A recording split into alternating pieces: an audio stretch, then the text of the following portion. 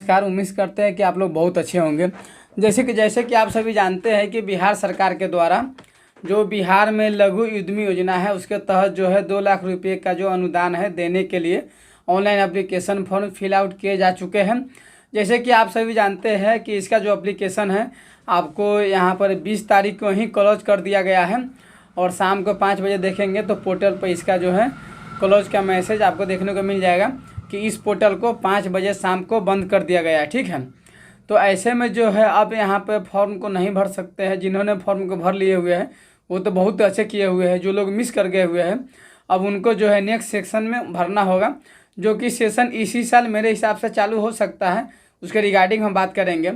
तो यहाँ पर अब जो भी लोग फॉर्म को भरे हुए, ठीक है, उनका सिलेक्शन कैसे होगा, किस तरह से उनको पैसे मिलेंगे, इस वीडियो में हम कवर करेंगे। ठीक है, मतलब आपका जो भी डाउट होगा ना वो क्लियर हो जाएगा। तो प्लीज़ वीडियो शुरू से अंत तक जरूर देखिएगा और वीडियो थोड़ा सा भी अच्छा लगे तो प्लीज़ वीडियो को लाइक कीजिएगा। सबसे पहले हम बात कर लेते हैं कि आप में से काफ़ी सारे लोग कह रहे हैं ना कि 94 लाख परिवार जो है उसको किस तरह से पैसा मिलेगा। तो सबसे पहले तो मैं आपको क्लियर कर दूँ कि जो भी जाति आधारित गणना किया गया है उसमें पाया गया है कि 2,76,00,000 परिवार है। इसमें 94 लाख परिवार ऐसे हैं जो कि गरीब है, जिनका मासिक आय जो है 6,000 रुपये से कम है। ठीक है, तो उनको ही यहाँ पर लक्ष्य रखा गया है कि उन सभी परिवारों के, मतलब सभी को तो हम नहीं कर सकते हैं, लेकिन इसमें से परिवारों को 2-2 लाख रुपये यहाँ पर दिया जाएगा खुद का रोजगार करने के लिए, जो कि 62 प्रकार के ऐसे रोजगार है जिसमें आप अपना रोजगार करने के लिए आवेदन आपने तो दिया ही होगा। उसमें से कोई न कोई एक रोजगार के लिए आपने तो चुने होंगे फॉर्म भरते समय, तो इसी में कोई न कोई यहाँ पर रोजगार करेंगे और यहाँ पर 2 लाख रुपए तक सरकार यहाँ पर देंगे। अब यहाँ पर जो 94 लाख परिवार है इसका डेटा हम कैसे फैच करेंगे या सरकार कैसे करेंगे, देखिए इसके रिगार्डिंग आपको ध्यान नहीं देना है। ये सरकार का एक डेटा है, इससे कुछ मतलब नहीं है। ठीक है, सबसे पहले समझिए कि जो भी 94 लाख परिवार है, गरीब परिवार है, इनको 1 साल में ही लाभ नहीं मिलेगा। ठीक है, 5 सालों तक, अगले 5 सालों तक योजना चलेगी। उसके अकॉर्डिंग ही जिनका नसीब सही होगा, जिनका सिलेक्शन हो जाएगा, उनको लाभ मिलेगा। इससे कुछ मतलब नहीं है। ठीक है, सबसे पहले समझिए कि जो भी 94 लाख परिवार है, गरीब परिवार है, इनको 1 साल में ही लाभ नहीं मिलेगा। ठीक है, 5 सालों तक, अगले 5 सालों तक ये योजना चलेगी। उसके अकॉर्डिंग ही जिनका नसीब सही होगा, जिनका सिलेक्शन हो जाएगा, उनको लाभ मिलेगा। तो सबसे पहले तो ये डिसाइड कर लीजिए कि ये डेटा का आपको देखना ही नहीं है। आपको देखना क्या है कि आप जो फॉर्म भर दिए हुए हैं, आप समझिए कि आपका सिलेक्शन कैसे होगा।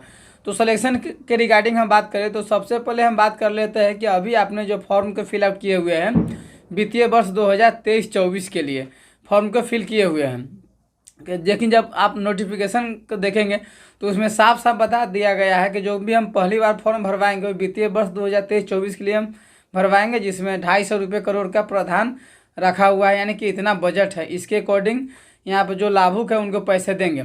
हाँ, 2024-25 में, मतलब अभी जो करेंट सेशन चल रहा है 24-25 में, तो इसमें हम 1250 करोड़ रुपए का प्रावधान रख रहे हैं, जो कि हो सकता है इनका बजट इनका हो सकता है लेकिन इसको अभी आपको नहीं देखना है क्योंकि फ्यूचर की बात है, होगा कि नहीं होगा संभावित है। लेकिन उन्होंने कहा हुआ है कि 22-23 सेशन के लिए, वित्तीय वर्ष के लिए 250 करोड़ रुपये हमने रखे हुए हैं, जिसमें से जो भी लाभार्थी है उनको हम लाभ देंगे। तो सबसे पहले समझिए कि मान लीजिए कि जैसे कि आप सभी जानते हैं कि 10 फरवरी तक 45,000 जो है आवेदन यहाँ पर आए थे, जैसे कि हमने वीडियो बनाकर आपको जानकारी दिए हुए थे। और उसके बाद आप सभी जानते हैं कि 20 फरवरी को फॉर्म को भरा गया है। तो इसमें आप समझ सकते हैं कि 2 लाख से 1.5 लाख आवेदन यहाँ पर मेरे हिसाब से, या लाख फिर लाख ही मान सकते हैं, एक संभावित लोगों ने यहाँ पर फॉर्म को भरा हुआ है।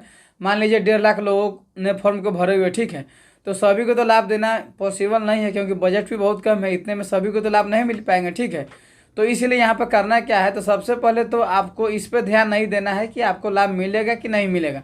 सबसे पहले इस पर ध्यान देना है कि आपका सिलेक्शन कैसे होगा। ठीक है, और आप में से काफ़ी लोग कहेंगे कि इसमें से कितने लोगों का सिलेक्शन होगा। देखिए, सिलेक्शन के रिगार्डिंग तो कोई डेटा तो है नहीं, इसमें बताया गया है कि जितना बजट होगा उसी हिसाब से चयनित करेंगे। अगर आपको मोटा मोटी डेटा निकालना है तो जो भी 2 लाख रुपये आपको मिलने वाला है, समझिए कि 2 लाख से कम ही मिलेगा, अधिक नहीं मिलेगा। 2 लाख भगे आप कर सकते हैं, मतलब कि 250 करोड़ भगे 2 लाख कर सकते हैं। ठीक है, तो आपका एक डेटा निकल जाएगा कि हाँ कितने लोगों का हो सकता है कि पैसा मिलेगा। ठीक है, तो संभावित है, इसको लेकर उन्होंने क्लियर नहीं किए हुए कितने लोगों को हम सिलेक्शन करेंगे। सबसे पहले ये समझिए। ठीक है, तो इस तरह से जो है लोगों का सिलेक्शन होगा। अब यहाँ पर हम बात कर लेते हैं कि सिलेक्शन कैसे होगा, ठीक है। तो सिलेक्शन से पहले समझिए कि आपको जो है 2 लाख रुपये तक ही मिलेगा। मान लीजिए आपका जो भी परियोजना है, आपने जो भी परियोजना की जानकारी दिए हुए है, उसमें जो भी लागत है उसे मतलब नहीं है।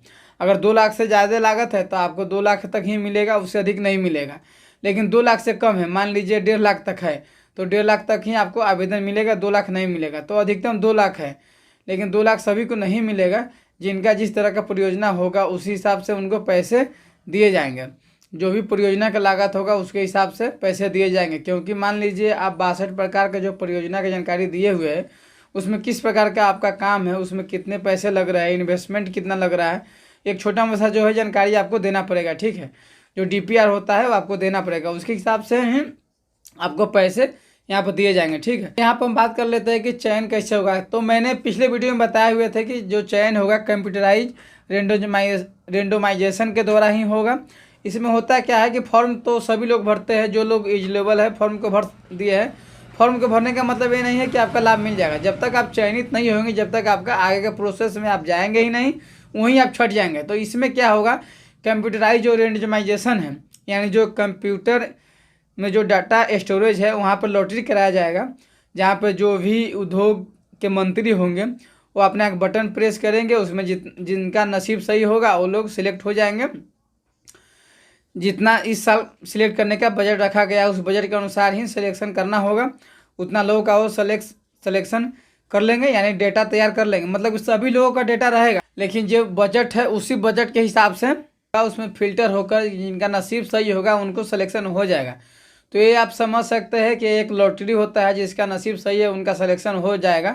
सिलेक्शन हो जाने के बाद क्या होगा कि मान लीजिए सपोज कीजिए कि 1000 लोगों का सिलेक्शन होगा, मान के चलिए, ठीक है। तो 1000 लोगों का सिलेक्शन हो गया, उसके 20% लोगों का जो है लिस्ट में नाम रहेगा, वो वेटिंग में रहेगा। क्योंकि सभी लोगों का सिलेक्शन होगा तो सभी लोगों का डॉक्यूमेंट तो सही नहीं होगा। कई सारे लोग गलती भी फॉर्म भरे होंगे, कई सारे लोग ऐसे हैं जो कि डॉक्यूमेंट गलत दिए हुए हैं, या फिर कुछ प्रॉब्लम हो सकता है। तो उसमें से जो भी लोग रिजेक्ट किए जाएंगे, वेटिंग में जो 20% लोग रहेंगे उसमें से फिर चयनित किया जाएगा। यानी कि 1000 लोगों का सिलेक्शन होगा, ठीक है।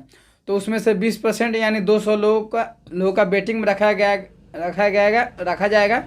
जैसे ही रिजेक्ट होगा और रिजेक्ट हो जाने के बाद यहाँ से वहाँ नाम चला जाएगा। तो इस तरह से उनका सिलेक्शन होगा। तो ये संभावित हम आपको बता रहे हैं कि जैसे कि एग्जाम्पल नहीं है, और ये जो है जिलावार भी हो सकता है, ठीक है। इन बातों को ध्यान रखिएगा।